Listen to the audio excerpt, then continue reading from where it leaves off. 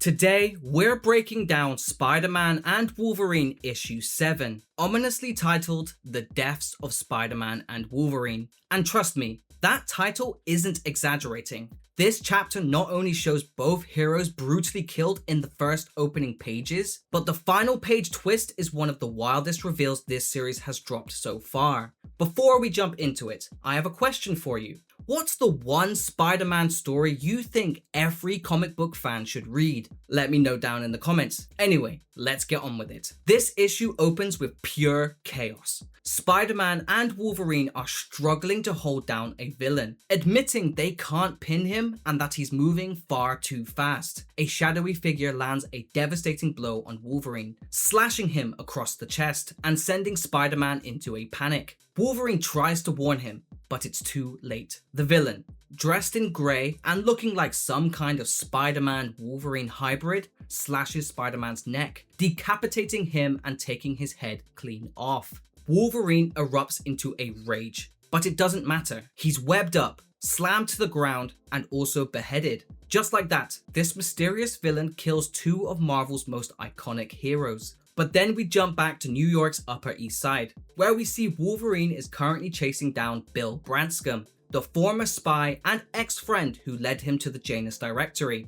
Wolverine is ready to deliver some payback, but a combination of explosives and chaotic New York traffic ends the chase when a bus plows into him. Branscome slips away into the crowd and Wolverine's back to square one. He finds himself outside a building he recognizes, where the love of his life, Mariko Yoshida, once lived when she moved from Japan with their foster daughter, Amiko. We get a heartbreaking flashback of Wolverine being forced to kill Mariko. She is poisoned and dying, and she begs him to spare her from her final agony, asking him to release her soul while it still sang for him. Wolverine reflects on it. He's heard that she came back, as people in the X-Men's orbit tend to do, but he's never reached out to her, not because of any deep reason, just because he's an idiot, in his own words. Suddenly, a flash of red light appears and catches him off guard. Meanwhile, Spider-Man is dealing with the Rhino tearing up East 30th Street. He webs Rhino to a signpost and rushes off.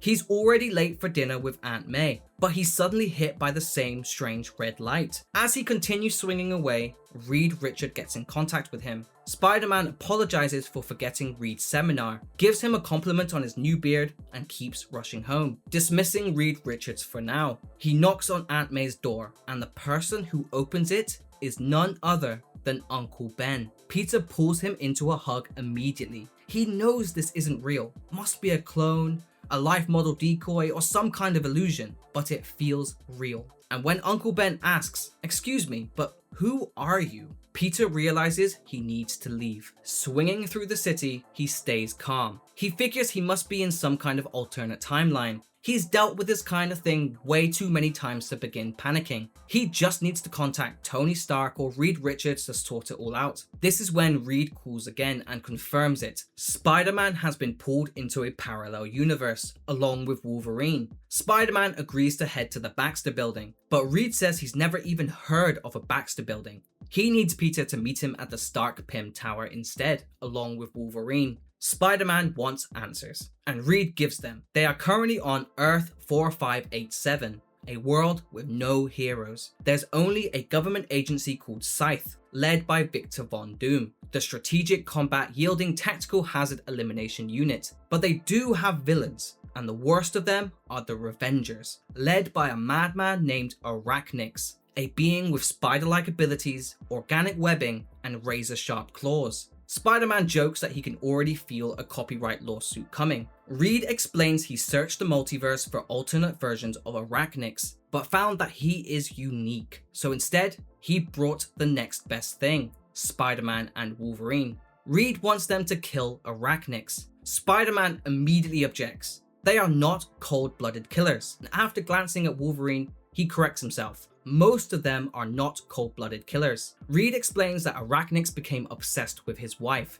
her beauty and intelligence, and when he couldn't have her, he murdered her. Spider-Man apologizes, saying he liked Sue a lot, but Reed cuts him off. Who is Sue? He clarifies that his wife was Mariko Yoshida. This hits Wolverine hard. Now he has a reason to stay, and a reason for revenge. Reed explains Mariko worked at Yoshida Corp, one of the biggest applied science companies in the world. He met her in Tokyo while working there. Arachnix also worked at the Yoshida Corp, and he could never accept that Mariko chose Reed over him. Wolverine cuts to the chase and demands to be told where to find him. Spider-Man tries to object, but Wolverine doesn't budge. Justice for Mariko matters. Reed guides them to a passageway under a bridge down into the sewers. Spider-Man double checks. They're taking Arachnix into custody, right? Wolverine agrees, technically. Whether Arachnix is alive by that point, he makes no promises. Suddenly, Spider-Man is hit in the back of the head with a massive blast of organic webbing, covering his whole face. A voice calls out, "You guys again?" Wolverine frees Spider-Man, then immediately attacks a shadowy figure, shouting that he killed a woman he cared about. But the figure looks him dead in the eyes and says, "Didn't I kill you both already?"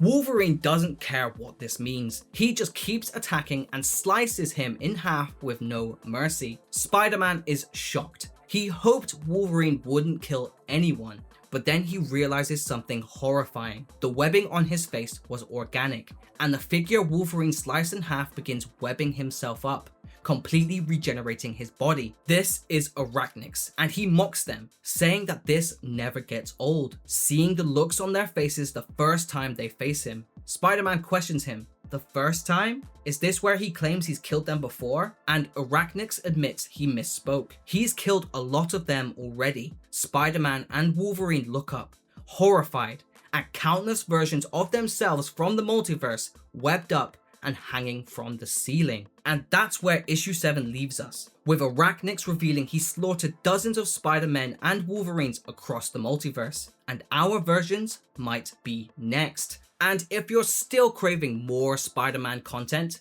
then make sure to check out my Spider-Man playlist, or check out the rest of my channel where I upload content just like this every single week. But for the meantime, peace, peace, peace!